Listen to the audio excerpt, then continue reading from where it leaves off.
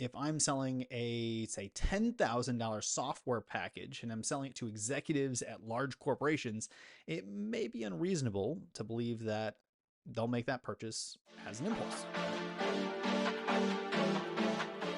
Hey, what's up, everyone? I am Tanner O'Brien. I am the senior partner here at Action Coach in Central Texas. I am the CEO and founder of Benefic Marketing, and we're chatting a little bit about marketing here today. Super excited. I've gone through the last few weeks talking about some different components of building out effective marketing. This is all stuff that we've done internally within our business so many different times to be able to increase our business. I think over the last 3 years, we've done something like almost 600% increase in our top line and I think almost 900% increase in our bottom line, actual net profitability within our Action Coach business, simply by doing marketing things at a more effective level. So part of that is I aim to share some of this stuff so that y'all can take some of the wisdom nuggets and leverage it, use it in your own businesses, things like that. So if you are first coming here and you haven't seen many of my videos before, make sure you go over to the channel, click subscribe, and take a few minutes to go back and watch these last ones, because I'm going to reference things as these build upon one another week over week. So last week, I unpacked the approach that I take when outlining and identifying what I am selling and who I am selling it to. This is like the key thing to make sure that we do before we move on to the next step, because if we don't know what we are actually selling and to whom, it becomes very difficult to package it and have effective marketing moving forward. So this week, we are focused on how I actually package the offer to maximize the amount of leads that I have the opportunity to actually sell to. So by and large, the steps here will be heavily determined by the thing that I am selling, our actual product or service, and who I am selling it to, the platform, and also the price point. All these items kind of matter when it comes to what I'm going to be talking through here in the next little bit. So for example, if I'm selling, say, a consumable product, right? Something that's priced at, say, $7.99, right? $7.99, and I'm selling it to 20-year-olds on TikTok. I really may not need much more than a really, really great headline, an image, and a caption for the prospect to actually make a purchase, right? It's a consumable, it's an impulse buy, it's something that's pretty low risk on kind of the reward and the value that I'm going to get for it.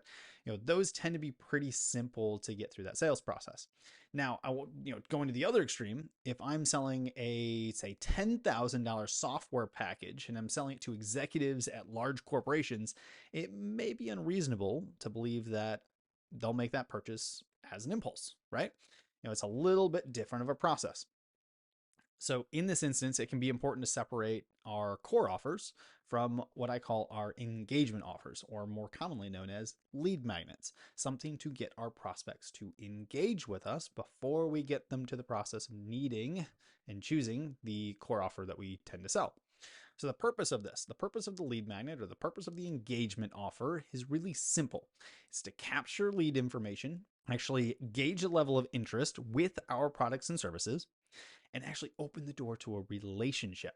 So this is most effectively paired with conversations.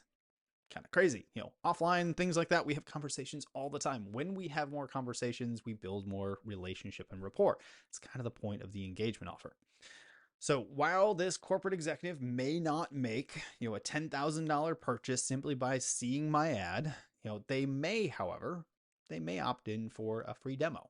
They may opt into a white paper on the thing that we service, right? It could be a webinar. They may opt into a webinar or a checklist or something else that's related to the solution that my core software solves and provides the prospect with value right there in the moment. It's kind of the key. Quick value right there in the moment. So I've found that the best lead magnets or these engagement offers tend to solve a micro problem for this prospect. Now, this could be a knowledge gap that they currently have and actually filling that. It could be, something as simple as a quick way to fix your sales funnel. Something simple like that. Ideally, the solution here, though, opens the door for the prospect to see the bigger problem that they have yet to solve.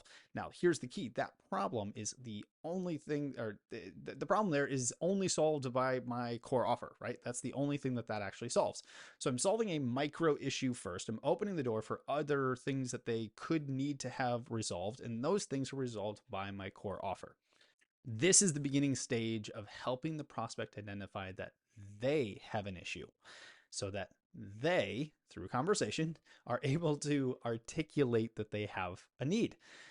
This is, leading right into our sales process. So the key there is that they articulate it. They articulate that they have the need, that they have the issue. It's clicking in their brain first. We're not telling them that they have, this problem that they need solved. We're opening the door and guiding them on the path so that they can articulate it and identify that for themselves.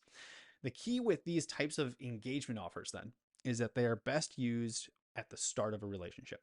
It's to open the door to a conversation. Sometimes that conversation begins right away, like with a follow-up call or a text or something like that, right post opt-in.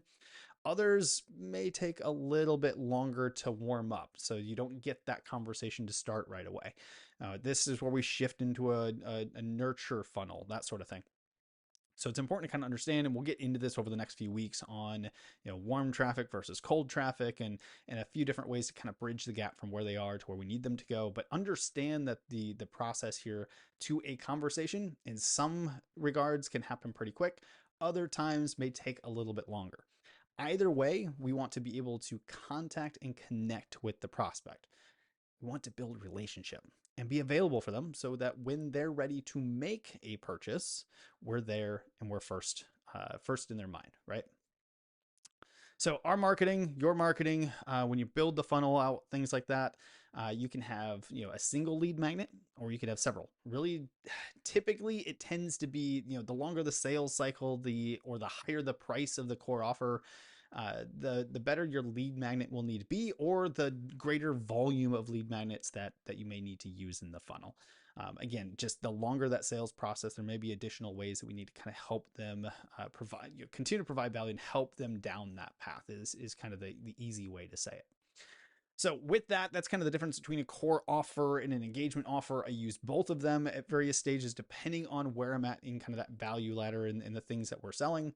But what are some of the lead magnets or engagement offers that y'all have used? Share in the comments below. What are some of your favorite lead magnets or favorite examples of ways to get people to opt into your list that you've used in your business in the past? Feel free to share the links below if you want people to opt into it. Or send me an email at beneficmarketing@gmail.com with a few of your favorites. I'd love to see them. Yes, I will opt in and I will check them out. And you can put me into your funnels and all that kind of stuff. So stay tuned for the next couple of weeks as we dive into the process of building your marketing consideration system, which is really the relationship development side of marketing. Be lots of fun. Looking forward to it. So make sure you're subscribed. Come back, check this all out, and we will catch you in the next one next week.